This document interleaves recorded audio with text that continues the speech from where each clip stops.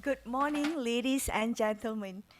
Welcome to Conversation on Smooth Transitions, Mainstreaming Renewables. It is a great pleasure to welcome our distinguished guest, Datin Sri Sunita Rajakumar, Chairperson of Climate Governance Malaysia, who is the host for today's event. His Excellency Brian D. McFeeters, Ambassador of United States to Malaysia. Charlotte Wolff-Bye, Vice President and Chief Sustainability Officer of Petronas. Arthur Haubenstock, Vice President for Regulatory Law of Bloom Energy. My name is Wan Nurul Izzah from Petronas. I'll be your MC for today. This event is hosted by Climate Governance Malaysia in collaboration with Petronas and the US Embassy. Climate Governance Malaysia is the Malaysian chapter of the World Economic Forum's Climate Governance Initiative. Today, we are here live from Kuala Lumpur Convention Centre, and it is broadcasted to virtual audience as well. Thank you for joining us today. Now, allow me to do a quick brief on the overall agenda. We shall start with a safety briefing and followed by welcoming remarks by His Excellency Brian D. McFeeters, followed by highly anticipated agenda, keynote by Arthur Haubenstock, and it will continue with a fireside chat with Arthur, moderated by Datin Sri Sunita. We will then have the closing remarks by Charlotte Wolff-Bye, and we shall end this session in an hour from now. Let's watch the safety video.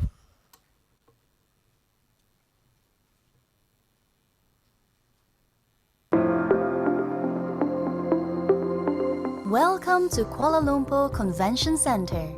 Your safety is important to us. We ask that you take a moment to watch this short safety video.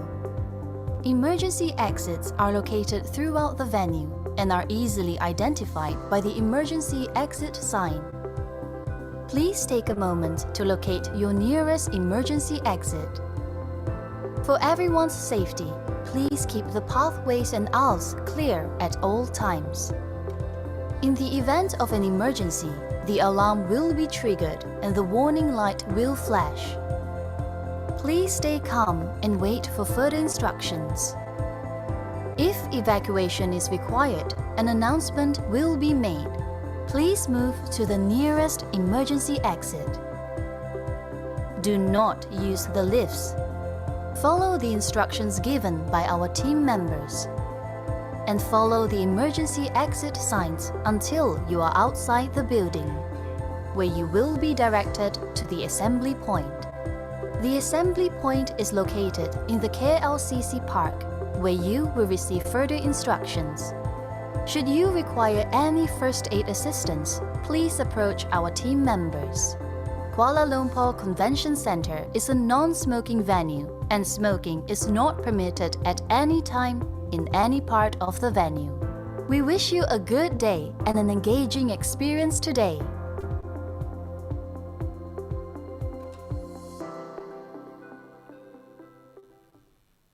Okay, now let's move to the first agenda. I would like to invite His Excellency Brian D. McFeeters, Ambassador of the United States to Malaysia, to give his welcoming remarks. Please welcome.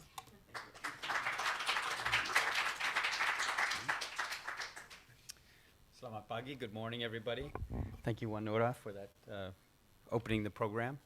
I feel like I'm in a room of people that we work with rather than, I don't want to talk at you, I want to talk with you, right? I feel a sense of familiarity with this group, especially Datin Sunita. Thank you for all that you teach us, including with your recent blog posts. We always have more to learn from you, getting into the details of the budget and what it does and does not do. Charlotte Wolff-Bye, the key partner from Petronas in charge of renewables, such an important role. And Arthur Haubenstock, we're really happy to have you here. We've been talking a long time about having an expert climate speaker come from the United States. You're finally here. So every minute I speak is a minute you can't speak, so I'm going to be quick. We are, I think, collectively, including all of you joining us online, thank you for being here. We're collectively interested in advancing climate change, climate crisis issues in Malaysia, right? From the United States point of view, this has the President's attention, Secretary of State's attention, Secretary of Energy's attention. It's a high priority, including at every embassy. And here in Malaysia, we have a dedicated team that's working on this. I don't think I need to tell anybody in this room that the science is telling us we have about 8 years to make the critical decisions and implement steps to avoid the worst consequences of climate crisis. Some of the consequences are just unavoidable, right? We see the biggest challenge is getting our systems, both in government and the private sector, to move fast enough. It's important to kind of keep that, somehow keep the pace. It can be tiring, but we just can't let up. I feel like somebody like myself, position of some responsibility, not at all a climate expert, but somebody who understands the importance of it, if not everything about what to do about it. I think somebody in a role like mine, one of my main jobs is talk about it, raise awareness about it, try to get, reach out to new audiences, not only the audience in this room that already knows about it, but we're trying to reach out to audiences, including youth, that, maybe are not tuned into it. So we just had this Planet Us exhibit, which was a cooperative program with BGBG, a very powerful Malaysian NGO, and we reached at least 5,000 youth in 6 states across Malaysia and many more online. This is maybe somebody hasn't thought about it, they're going to think about it, and especially if they're young, they're going to spend time on it. I just want to mention 3 things that the embassy is trying to do, today, in the future, and we welcome all of your ideas. Number 1, government to government, right? So we have experts coming in to talk about the science, talk about the policy with government officials as much as we can, and providing some advice on the climate law. We have experts on climate law. That's government to government. Business to business. I feel very strongly that U.S. technology companies, you name it, there's somebody that does it. Efficiency, carbon capture, converting coal to gas, converting gas to hydrogen. I mean, there's people in the United States that have expertise in this, and whenever there's an opportunity, we want them to be connected to the right counterparts in Malaysia. And thirdly, as I already mentioned, people to people. That is consciousness raising, bringing more people in, getting more people involved. So those are our enduring priorities. I'm really glad to have a team here at the embassy, Katie Jernigan, Susan Riggs, Dave Williams from our economic section, and others at the embassy working on this issue.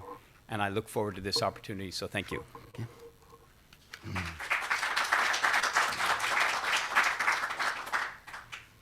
Thank you.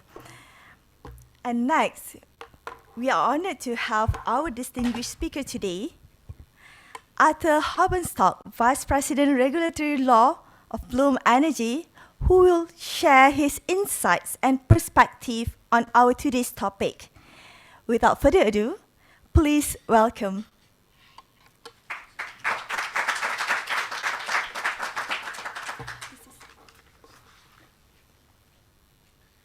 Good morning. Good morning, and thank you so much for this opportunity. It's such an honor and a pleasure to be here and to share the experiences that I have had being on the front lines of the development of clean energy in the United States, and primarily on the federal level and also in California for about 20 years. And so it's been a fascinating journey. I feel like we're in many ways just at the beginning, but there's such tremendous promise. And I hope that the lessons that we have learned in the United States are helpful to you in Malaysia and other places around the world as you are continuing to learn from what is happening around the world to find your own path to success. So I'd like to tell a little bit about what we will talk about this morning. The ways in which some of these renewable energy and clean energy policies developed in the United States, the growth of the industry and what has happened over time, how we got to where we are today, some of the problems that we are addressing in the United States as we are seeing some of the intended and unintended results of some of these changes, and also some of the new approaches, some of the new technologies and new policies that are trying to help us move to the next step. Let me tell you a little bit about the company that I am with. It's called Bloom Energy. It's a global leader in fuel cells and in hydrogen electrolyzers. The company was originally founded on the idea of our CEO, which was he was working for NASA to develop a technology that would allow astronauts who are heading to Mars to have oxygen to breathe and to have hydrogen for fuel, using solar power to take water, separating it into oxygen and to hydrogen. And then when solar power wasn't available, to use that hydrogen to go back into electricity or to be used directly as fuel. That's very much where we are globally today. It's the same basic technology. It is essentially like a battery, but it continues to either use fuel. It takes hydrogen in, either in the form of hydrogen or in methane or in ammonia or in other chemical compounds. But it takes that hydrogen out, combines that with oxygen to create water, and in that chemical reaction, energy is released and it becomes electricity. The same exact electrochemical reaction works in reverse. You can take electricity from whatever form, apply that to water, and separate that into hydrogen and oxygen. It's inherently a very clean technology, a non-combustion technology, and as you might imagine, for the first manned mission to Mars, ultra reliable and ultra resilient. We can't afford to make mistakes. In the United States, so much of our clean energy laws and policies were really based on reaction to crises, and I think we're there again. Many of them were economic crises. So in 1974, it was a geopolitical crisis, and it's many similarities to some of the things that are happening globally today. That led the United States to recognize that it was entirely too dependent on Middle Eastern oil, and it needed to diversify its sources and to start relying on the natural resources, solar, wind, other renewables that were inherently available, and to open up its grid for that so that it could be less reliant on oil. Similarly, in the 2000-2001 California energy crisis, California had tried to respond to an economic crisis by deregulating its utility. In many ways, it was the right idea, but what was happening with the economy was that the utilities were so dependent on natural gas that manipulations in what was happening in the natural gas economy caused tremendous disruption in the way that energy was being delivered. And it led California and many other jurisdictions to recognize it needed to diversify its sources of energy. It needed to bring in renewables, initially 20%, now it's a much higher percentage, but to try to reduce its reliance on natural gas, primarily for economic reasons. Yes, certainly for environmental reasons, and yes, even at that time, for climate reasons as well, but it was really primarily an economic driver. California needed to have less expensive energy and to be less susceptible to over-reliance on a single source. And now, in 2007, 2008, we are responding to the global crisis. We now have what is probably the largest investments in energy policy ever as a result of the Inflation Reduction Act and the bipartisan infrastructure law. This is making some really fascinating changes and building on the infrastructure that we have built today to create a much more vibrant, robust platform for clean energy and a clean economy that will be valuable for the United States and for the world for many, many decades. And there's so much that we are investing in research and development and in how to integrate these various technologies that have universal application and hopefully be useful for Malaysia as well. You can see that the results of these policies were really very slow to start. It wasn't until 2007 that wind in the United States achieved 1%. It wasn't until 2016, not that long ago, that solar was finally achieving 1% of the infrastructure. But we see that according to the U.S. Energy Information Administration, by 2050, and there are many people who think this is far too conservative, solar will be outpacing any other energy source in the United States as an addition to the energy supply. Early on, there was tremendous concern about renewables, and I know that some of those concerns still persist today. There's a tremendous concern about intermittency. And on the left, you see a graph that showed the output from wind in one particular area in California called Tehachapi. And the utilities had built a line to go to this one wind area because that one wind area was particularly valuable as a resource. But over a short period of time, that output from that area was very, very variable, and the utilities were very concerned that that was going to be very expensive and difficult to manage so much energy coming from such an intermittent source. It turns out that as you diversify your resource geographically, all of those lines tend to average out, and intermittency is a problem if you try to focus on one area to the exclusion of others. But as you broaden it and you're exposed to various different weather patterns, that problem has become almost not talked about in California and to some extent in Texas as well. We are dealing now with a problem that has been on the horizon for a long time, which is called in California the duck curve. You can see that looks something like a duck. Because of the way that energy procurement was designed, it really tried to procure the least cost source of renewable energy and not necessarily thinking about how you supply energy on a 24/7, 365 basis. So a lot of solar is built, and I was with several of the leading solar and storage companies in California, so I am partially responsible for this. And that means that when the solar day is very high, sometimes you're producing more power than you actually need. And that is the belly of the duck. And for this energy wonks, producing more power than you need is actually in some ways worse than it is not having enough power, because it causes wear and tear and potentially even fires on transmission and transformers and other electrical supply. And then at certain times of the year, there's a real mismatch between the amount of energy needed and especially when the sun goes down and wind has not yet picked up and it's still warm and people need air conditioning. That gap can be a real threat to reliability. And this summer, we almost had major blackouts in California. It came very, very close, but fortunately we did not. And we can talk about why that happened. A lot of that was because of the way the customers responded. And companies that are focusing on the way the customers respond are making money on ensuring that customer demand and renewable energy supply even each other out. We're also starting to see that there are seasonal problems, and storage is really becoming the answer to the duck curve problems and also some of the extreme weather problems, as well as the increased use of clean energy baseload, and we can talk about that as well. Right now, if you were just to take a look at what's happening right in this very moment, it's not looking so great. Emissions are up, not just carbon emissions, but criteria air pollutants are up. Rates are up pretty substantially. Last year was particularly bad. We also see that reliability has been a challenge, especially during extreme weather, but overall reliability is down, and renewable droughts are starting to appear where there are extended periods of time when renewables are not producing the amount of power that we're looking for. All this is predictable. The good news is there are answers to all of it, and there is no single silver bullet, but there's a lot of silver buckshot. Emissions are up in part because when we set our goals, we didn't come up with very clear step-by-step sequenced plans to ensure that we were retiring resources in an orderly way and replacing them with resources that could meet the need 24/7, 365. Rates are up because they were going to be up. Frankly, in the United States, we have deferred maintenance on our transmission system for sometimes 100 years. That's caused some of the fires you've probably heard about.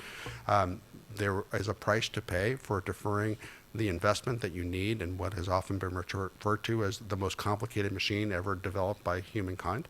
And so it was going to have to be paid. But the good news is now when we make those investments, they can be smart. They can be transmission that allows for two-way generation, where rooftop solar can actually contribute to the power that everybody needs, for example. Reliability is down for much of the same reason. We haven't been quite as careful about the sequencing as we might, but on the other hand, the technology is there to make things even more reliable than they were before, and to involve customers, industrial, commercial, residential customers, in being part of the solution. And the renewable droughts are starting to really advance new technologies, including long duration storage, clean base load, and some of these demand response mechanisms that allow for very economic, much more efficient platforms for economic growth for decades to come. There are so many different governmental ways to leverage private investment. When I teach my class at Berkeley Law, I spend an hour and a half on this slide alone, and I will not bore you now with it, but I'm happy to talk about any of these levers. So many of them are involved in the Inflation Reduction Act and the the bipartisan infrastructure law, which we love to refer to as IRA and Bill, among the energy wonks. But there are many, many opportunities to use private investment to drive the kinds of results that we are all looking for. Some of the technologies I've talked about already, clean baseload, clean fuels, and hydrogen is going to be incredibly important to solve the gap between the time that energy is produced and through renewables and the time that energy is actually needed. Carbon sequestration and reuse is going to be a necessary part of the solution as well. Long duration storage is also incredibly important, and the use of bioenergy, waste to energy. We have a significant methane problem globally, and being able to use that methane in ways that is going to produce economic value and environmental value is tremendously important. I will try to avoid plugs for my company, but one of the wonderful things about fuel cells is that they can take bioenergy with less processing than you need to inject it into a pipeline and convert that into energy with about a 40% benefit relative to combustion without the local air pollutants that you get from combustion, and with greater reliability and greater resilience. So there are some very important ways that you can take bioenergy, and instead of having that methane be coming into the atmosphere and creating climate issues, using it for productive value. And when you combine that with CCUS, you can actually have a negative carbon intensity. Our project in a dairy farm in California was recently identified as having the lowest carbon intensity that the Air Resources Board had ever identified for any energy project. And policy tools. We've talked about that quite a lot, and I can wax poetic about it forever, but I will avoid boring you too terribly much now. I did want to point out that the need for clean, firm power is essential. That, this is from a study that was done by Stanford and Princeton and a number of other organizations, and it showed that if you rely just on solar and wind alone, that you end up needing substantially more investment and substantially more solar and wind than you might otherwise need if you had a more diverse portfolio. And that creates problems for land use, it creates problems for transmission, and it creates problems for reliability. We can talk about the reasons for that. But there are wonderful answers that are 100% consistent with 100% clean energy. It requires some thinking and requires putting the puzzle pieces together, but the silver buckshot is there. Hydrogen, again, is one of the great ways of converting the time variable energy from renewable resources into energy that can be used anytime, any place, anywhere. Whether it's in the form of hydrogen, or it's in the form of ammonia, or it's in the form of methanol, it is one of the ways of enabling the infinitely variable energy that we get currently from fossil fuels through hydrogen in a clean energy way. Long duration storage, there are multiple technologies. Again, fair disclosure, my wife works for one of the leading long duration storage companies in the United States called Form Energy, which uses an iron oxide technology. Beyond that plug, I have to say that I mentioned it, otherwise I can't go home. So if there are chemical ways, thermal ways, mechanical ways, electrochemical ways to store energy and enable the kind of reliable, resilient power that we need for extended bad weather events or other extreme climate problems. And one of the great drivers of all of this is corporate interests. This is a slide taken from one of the studies that Google has done. Google has committed globally to trying to match the energy that it uses with carbon-free energy, CFE, 24/7, 365, by looking at where it's getting its energy and matching its use to actual production. There are mechanisms to use that, including time-stamped energy credits, and TX is what they're referred to, energy accurate credits. Right now, we don't have the supply that we need to make the TX as meaningful as we want, but this is creating an economic signal to develop the kinds of energy sources that will provide that power. So in summary, climate change has tremendous, tremendous challenges ahead for us, as the ambassador was saying, but it also has tremendous opportunities. And as we make those investments that will last for the many, many decades to come, we will create much more economic opportunity and much greater quality of life around the globe by taking that path. That, again, it's not going to be any single answer. We don't, creating very, very large solar power farms or wind farms can be part of a solution, but they are never going to be all the solution. We need the diversity of resources and the diversity of locations that will collectively solve the problem. And we need to make sure that in every step of the way, we're maintaining reliability, we're maintaining resilience, and we're also maintaining a sufficient energy supply, because if we don't have enough power to keep the lights on, or if the rates go out of control, or if, we don't have the political will to maintain the path that we need to be on.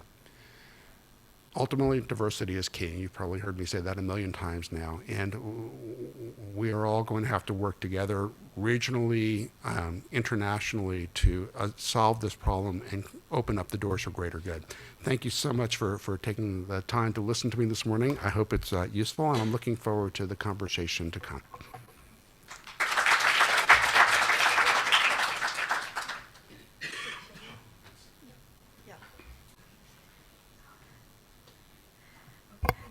Thank you. In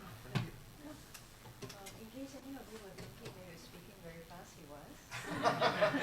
He was allocated 20 minutes and he finished in 12.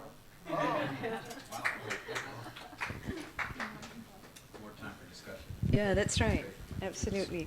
So I'm going to kick off with a few questions just to warm him up. And if any of you have any questions, we've got mics around the space. So please put up your hands and someone will bring a mic to you. Okay, so we had a great catch up before the session started. Thank you so much for your time, and I'm so pleased that you're here courtesy of the US Embassy, the State Department, and that we're all physically here courtesy of Petronas, which is fabulous. So, yeah, I know. It's so nice to be having hybrid events again. So one of the things that we touched on earlier, which I'd like you to elaborate a little bit more on, is when grids are stressed. How can businesses step up to facilitate this? So you mentioned virtual power plants and what was being done. Could you elaborate on that a little bit more? Certainly. And what we're finding is that it's very important for companies in particular, but also to some extent residents as well, to understand that the time at which energy is produced is actually changes its value.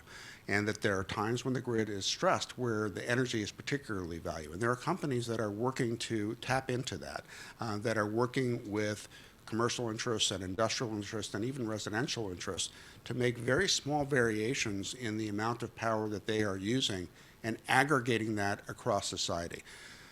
In California this summer, in part because of this duck curve and the mismatch of energy supply and energy demand, especially when things were getting very hot this last summer, and I will try to slow down. I realize that perhaps the caffeine has worked a little bit better than I thought. So let me slow down a little bit. But we came very, very close to blackouts in California. I am close with some of the leaders of the California grid and the California regulators, and they were telling me about being on the phone with each other just for about 24, 48 hours without a break, minute by minute, watching the monitors and trying to make sure that they were doing everything they can to ensure that power was sustained.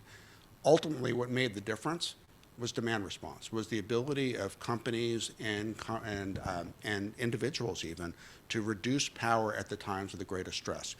Much of that was done on a programmatic basis with these companies that are monitoring the energy use of all their customers and making those small variations, even changing people's thermostats remotely and making the temperature of the air conditioner just a little bit warmer, still within a tolerance band, but enough across all these thousands of residences to make a real big difference. Some of it, honestly, at the very, very end, the governor ended up sending out a text message to everybody in California and asked them to reduce their energy. And that was the very last increment of savings that enabled the lights to stay on.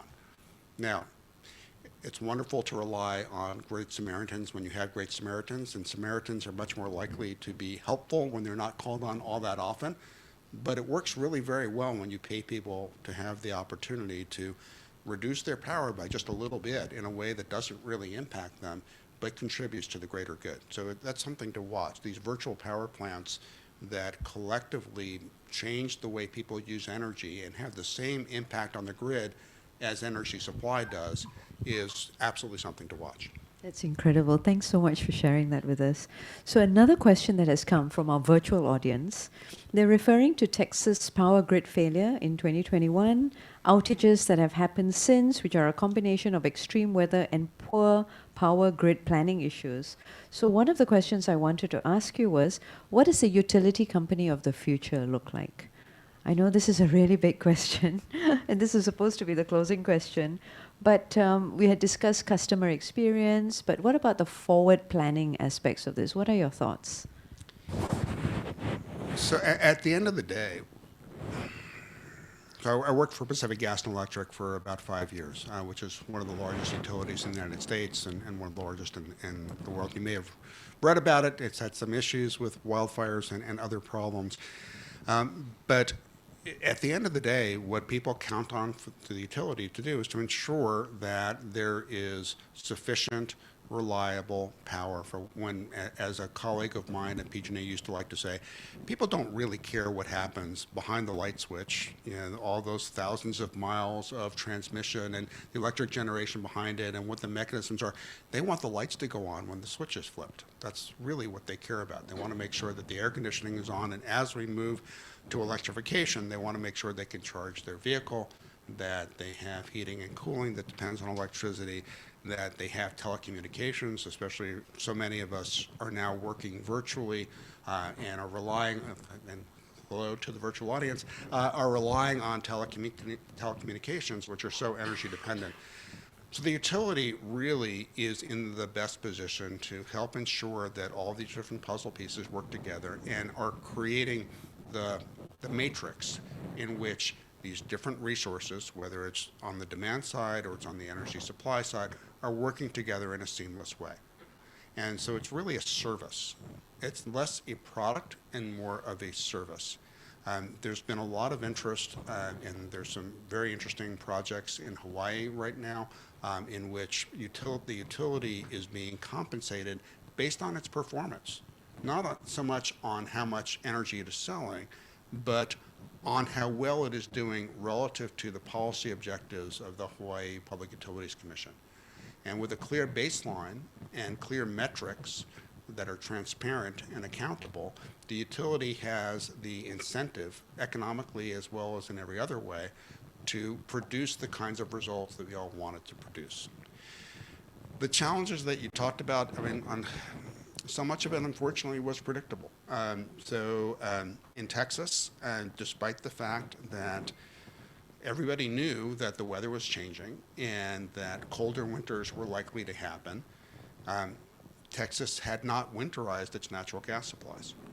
And so when a very cold winter happened, the gas supplies were frozen, literally and figuratively. And that caused tremendous problems.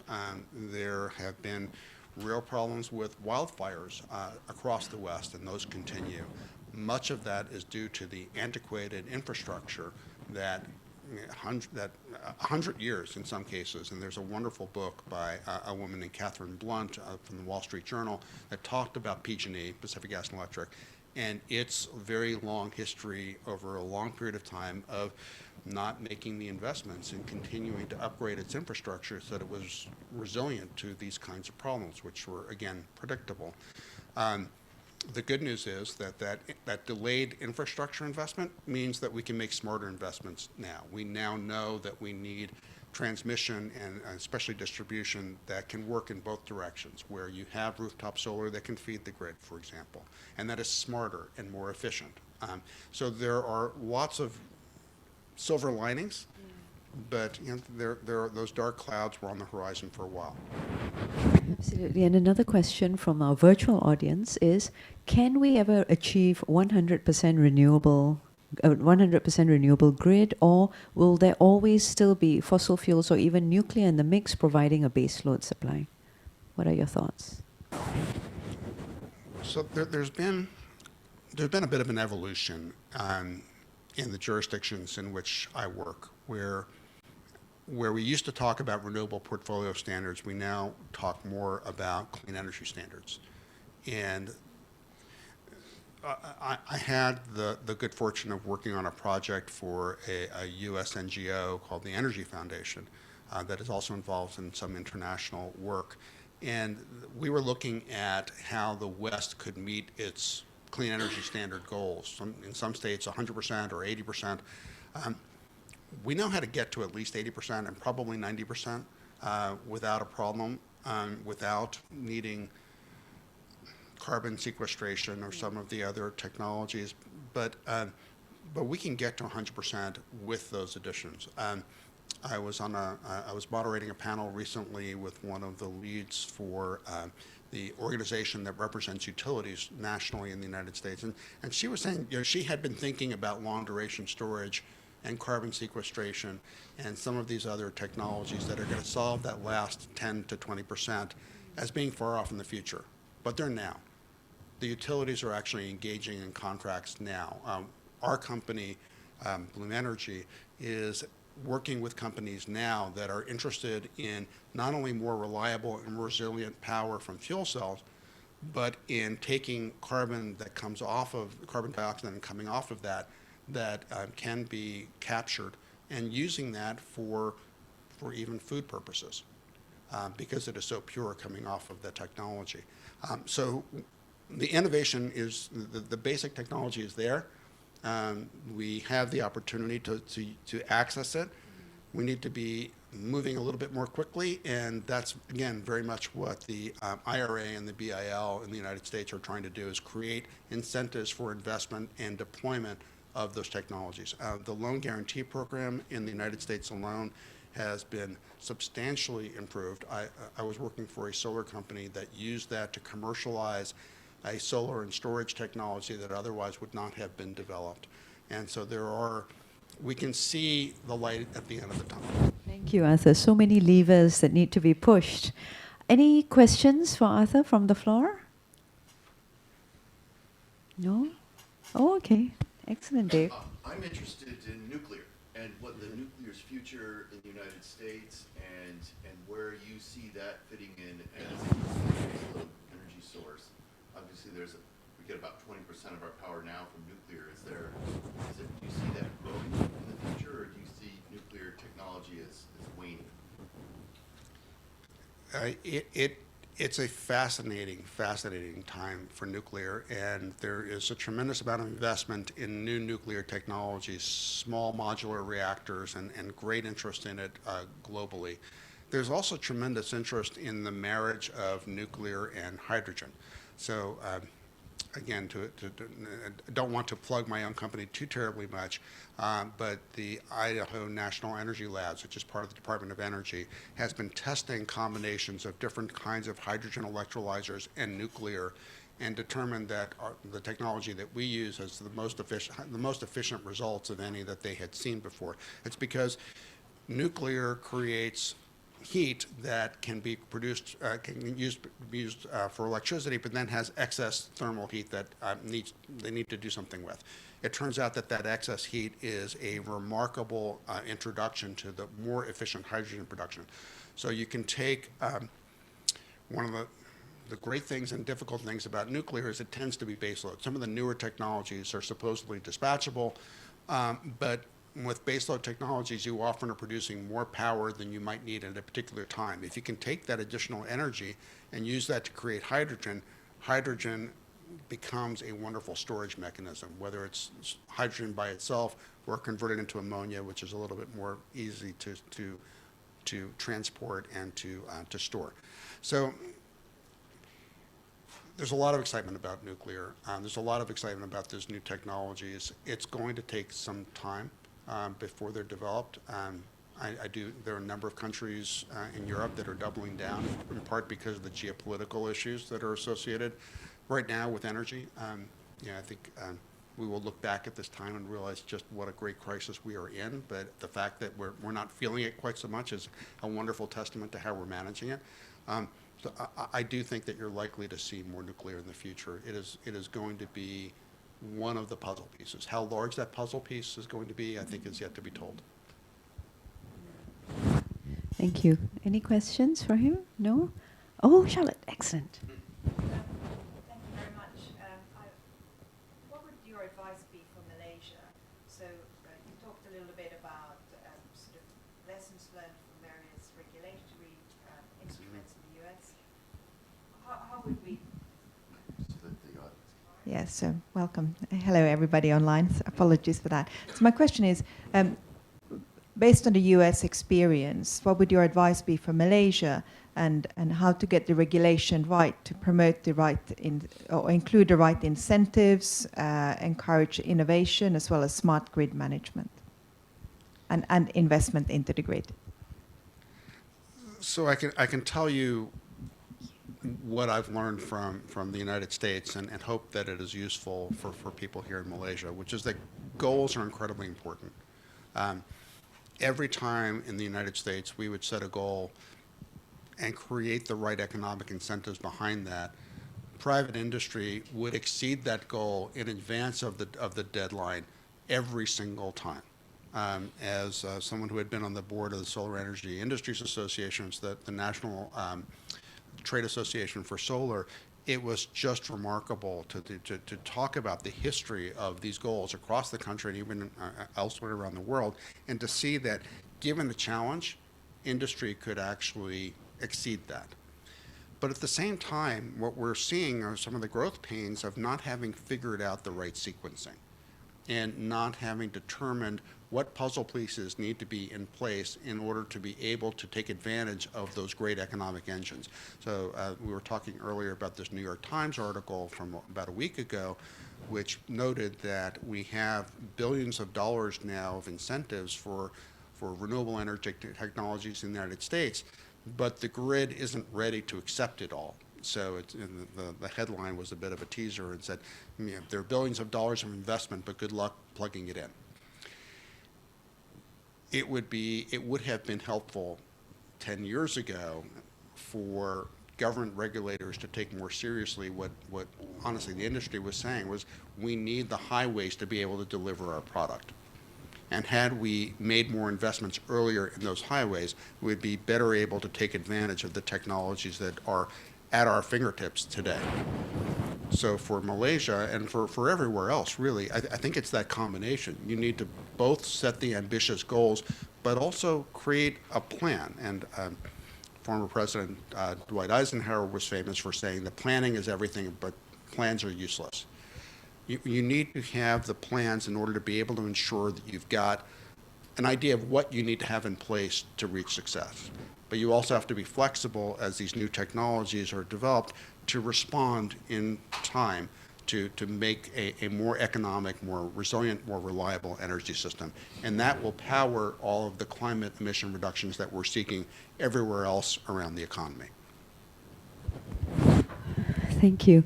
We had touched on a common marketplace in the region. And I understand you're a big proponent of that. Currently, I view that Singapore is driving this conversation, wanting to buy electricity from Laos, from Australia, from Sarawak. What are the pros and cons of this? Why should we do it and why can't we do it?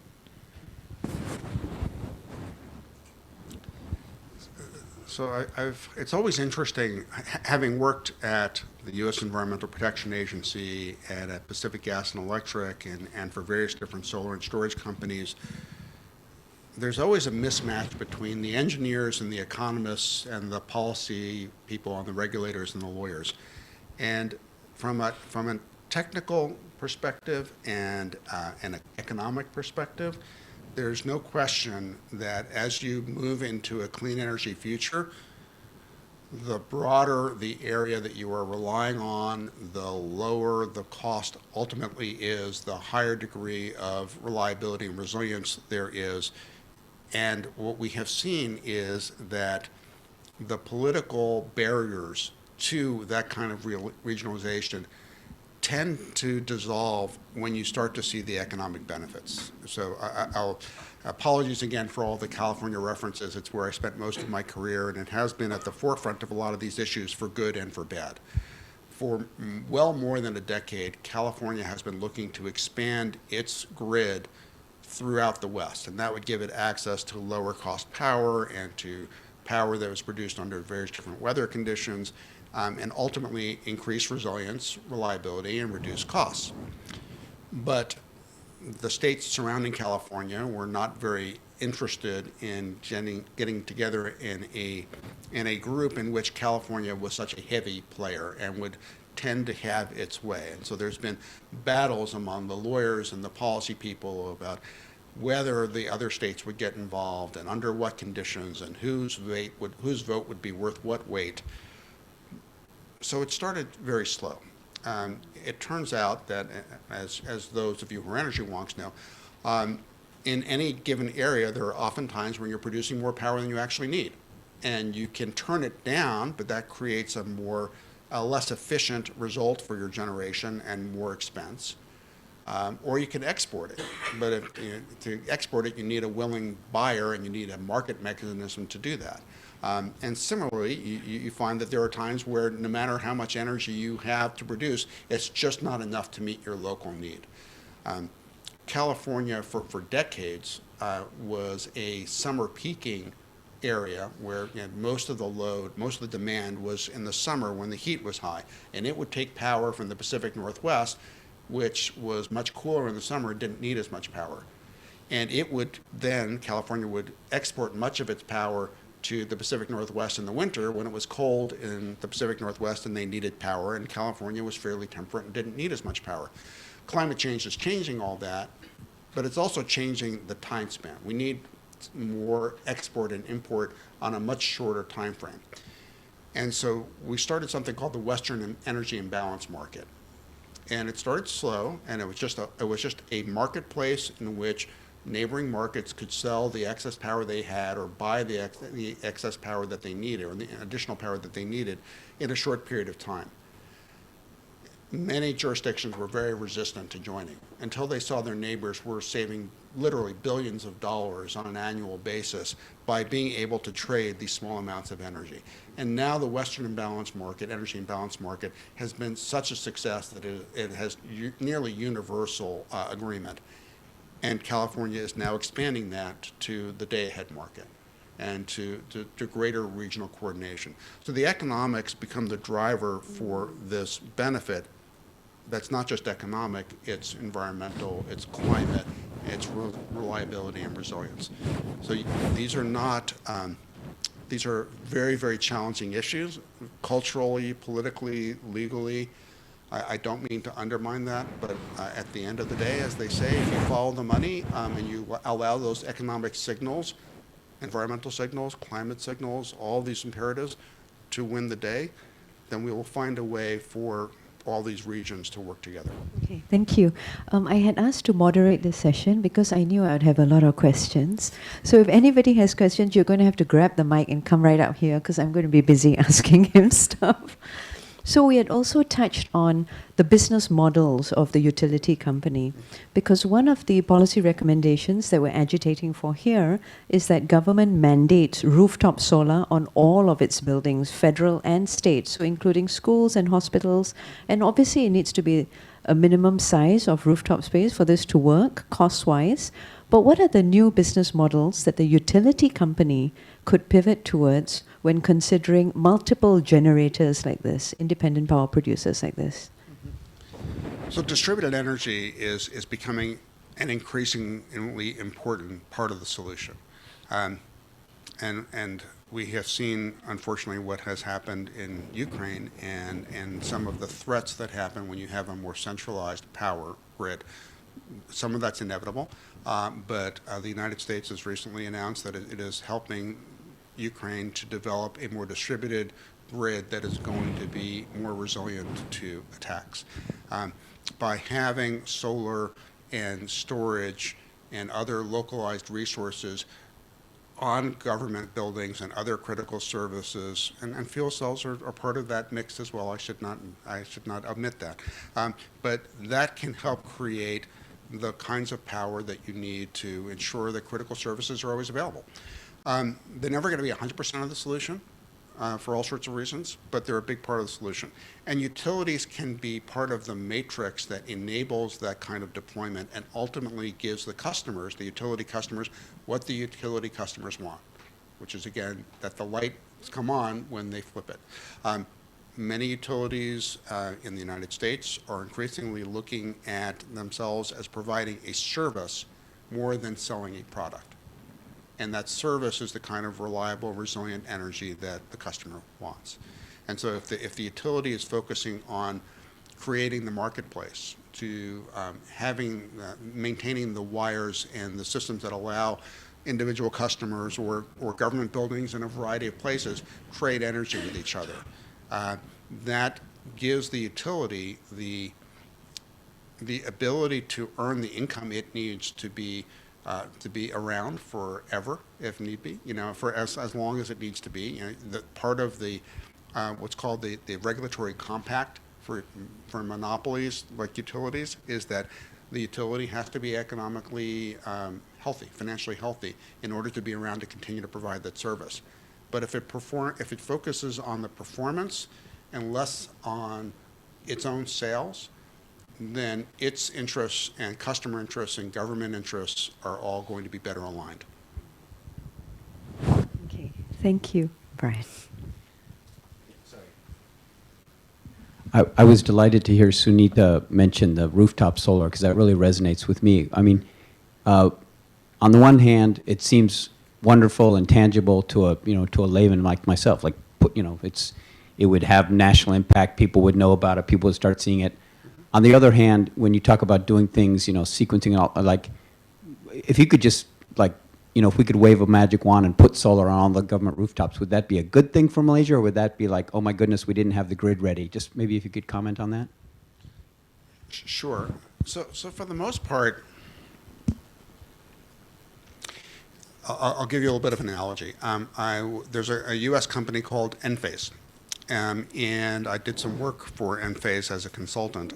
They are responsible for a very large percentage of what's called the microinverters, which convert the power from the solar panel into power that you can use on the grid or in your household. And it's a smart inverter, so it's a California company. So of course it uses silicon chips and computing power to be able to manage that process. The local utility had very serious concerns that their grid, which was not a smart grid, it was built over many, many decades. It was never intended to be intelligent because it didn't need to be. All it had to do was take power from a central location and deliver it one way to the end user. It was never designed to take power the other way, and so there weren't monitors or systems to determine what the conditions were on all the different parts of the grid, because they didn't need to be. It would be an unnecessary expense, and we didn't have the computing power to do that. So the utility put the brakes on rooftop solar in Hawaii and said, this is as much as we can absorb, because we don't know what the ramifications might be for safety and everything else if we take on more. Well, it turns out that because Enphase had so much information about what was happening on not just on the systems, but also on the power quality of the distribution system, because it could detect that, it was not only able to tell the utility, well, actually, you can absorb quite a lot more than you think, but by changing some of the specs and the way that the microinverter was operating, it was actually able to enhance the amount of solar energy from rooftops that the utility could absorb. So there are lots of solutions, and I think it's unlikely that the grid in Malaysia would have a tremendously difficult time that couldn't be easily solved if you were to put solar on rooftops, on government buildings and schools and other critical uses. It's a great thing to do. Whether it is the number one choice economically in terms of creating the best climate impact or the highest value for a reliable and resilient energy supply, that's something you'd want to look at in terms of your priority of investments. But it would absolutely be a very positive contribution, and it's, again, very unlikely that there would be a problem with it. Fascinating. So Davis Chong, the president of our Photovoltaic Industry Association, is here. So this is music to his ears, I'm sure. I've got one last question I wanted to ask, well, two if possible, if we can overrun a little. Consequence management. And this is something, so for example, PGE, what are the consequences of not managing supply, especially when it comes to wildfires, extreme heat days, nationwide blackouts? What are your thoughts? What have you been seeing in the US relating to this? So my company just entered into a contract with a manufacturer in Southern California. And it's not yet public, so I don't want to convey too much information that's not public, but that manufacturer is subject to 3 or 4 disruptions of its power supply from the local grid a year currently, and that rate is going up a little bit. And this is a very professional, well-run utility, but that's what happens. Every time it experiences one of those disruptions, it costs the company between $300,000 and $400,000. So there's a tremendous economic impact to disruptions of service. And ultimately, this comes back to what we were talking about earlier, is what is the utility's responsibility under the regulatory compact to provide the level of service that it's being asked to provide? You know, that's where its focus needs to be. And in many places, it's held to strict liability when something goes wrong, when there's a wildfire or other problems. There are ways to manage these problems and to ensure that you have the optimal economic, environmental, climate impact, but it requires thought and it requires economic and regulatory signals for the utility to keep its eyes laser focused on the results.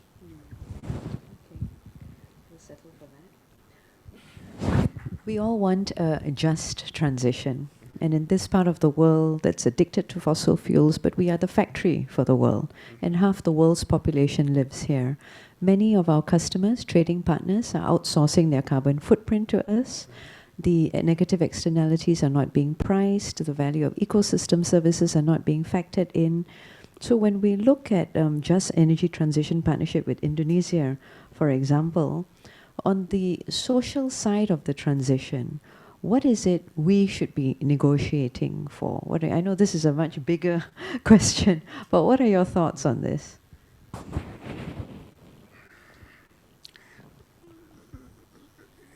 So one of the most difficult things when it comes to climate regulations is ensuring that there's a level playing field. Otherwise, you tend to have what's often called leakage, where you think you're actually controlling what's happening in your jurisdiction, but it's just being exported someplace else. Is a simple way to describe it. Ultimately, what matters, first of all, if you don't have the information, you can't manage. You cannot manage what you don't measure. So we need to actually know what's happening, and we need to be able to be clear and transparent and accountable about what the climate and other social and environmental impacts are of what we are buying. When I was at the EPA, we worked on trying to revise some of the World Trade Organization rules to more clearly and transparently include what the environmental impacts were of goods and services that were being traded around the world.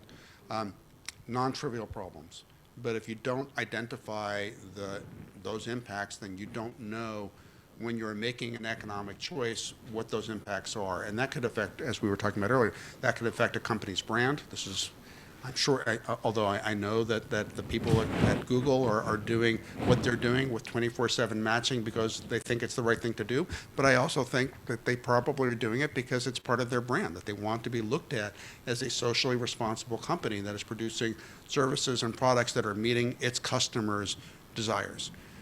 So we first need to develop uniform metrics, whether it's for green hydrogen or anything else, that we all can understand, and then we can make appropriate choices about what we're buying and the ways in which those products and services are being developed. Excellent. Thank you so much. Thank you, Arthur. Now, a round of applause for Arthur for. I just want to say thank you for the opportunity, and thank you for your time this morning. I'd be delighted to be of help to any of you. I'm happy to share my contact information, but really, truly, the pleasure is all mine. Thank you for your excellent questions, all of you, and I'm very excited to see where Malaysia goes in its own, it's an overused phrase, but its own clean energy transition journey. There is no more important work across all of our economies, and I'm confident that Malaysia will develop its own answers to the problems it is solving in a way that is going to return a benefit for decades to come. Thank you. Thank you so much, Arthur. Thanks for joining us. Now the closing note from Charlotte, our sponsor. Oh, sorry. It's okay. Yeah, it's okay. Yeah. Yes. Let's welcome Charlotte for the closing remarks. Yep.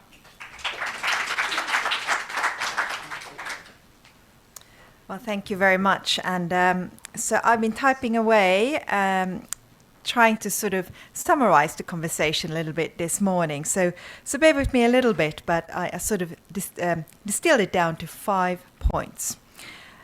First of all, we heard from His Excellency Ambassador McFeeters about the urgency. Climate change is here, renewables must succeed. But we also learned then from Arthur Haubenstock about the slow progress we made. Only 2016, only 1% of the total energy consumed in the US was down to solar. So actually we've not, this has been on the cards for a long time, but we made very slow progress. But the urgency is there. So point 1, we must succeed.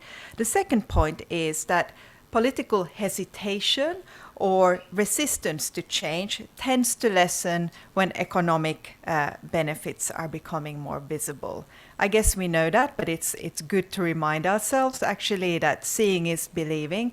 And here also, I think what could be quite beneficial is for policymakers to go and see for themselves what change can be brought to sort of again expedite the interest and buy-in for reducing any sort of barriers or mind blocks around this.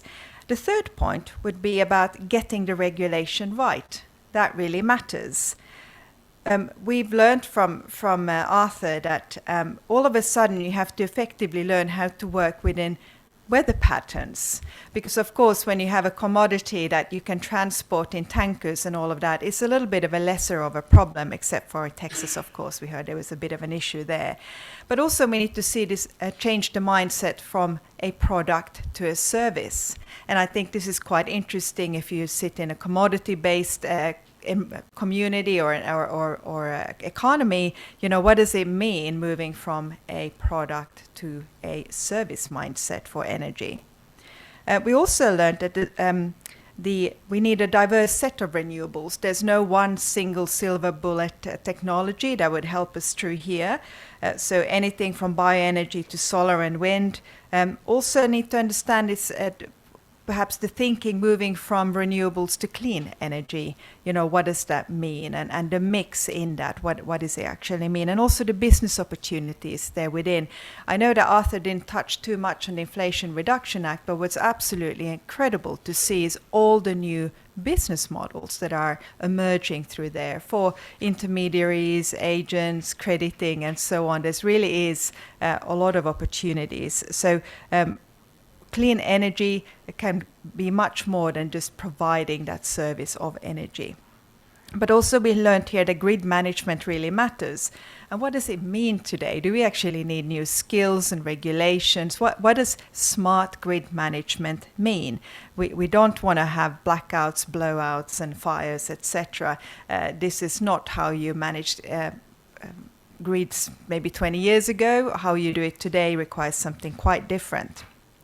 Now, the fourth point that I think was made very clear was you need clear goals and a clear end destination. And this is where regulators are absolutely critical.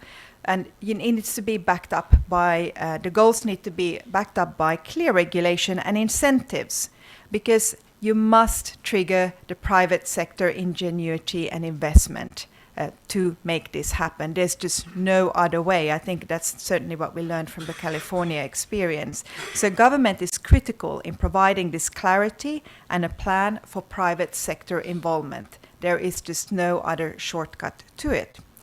The fifth point was about how incentives matter to drive innovation. We heard about the loan guarantee program. But also here we need to regulate for successful business enterprise and opportunities. Economic viability as for business is as important as the capacity of energy that is being produced. So, and also for regulators to understand a failure, for instance, a power cut, what's the cost of this failure to stakeholders, to factor that in from the start. And finally, those were sort of the main 5 points I took away from the discussion this morning. But what does it mean to Malaysia? We've heard here a lot about California and why California, actually. Well, California really has been at the forefront for a long, long time from regulation, also had a very effective carbon market in place for a long time. Many other regions has followed suit since. So there is a real benefit from learning from the experiences from these other regions. So for Malaysia, there's this great opportunity to shorten the learning curve and go further and faster. Back to Ambassador's point that started out the whole conversation, there's an urgency in this. And if we do listen carefully and engage with, for instance, the regulators and operators in California and other regions, we can really meet our targets perhaps even earlier than sort of announced. So that would be my takeaways today. Thank you for your attention.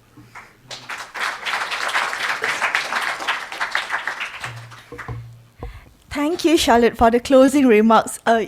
You summarized all the points of conversation this morning in a way that is thoughtful, specific, and meaningful. I hope everyone are really clear on what are the things that we need to do, especially in a more collaborative manner beyond this event.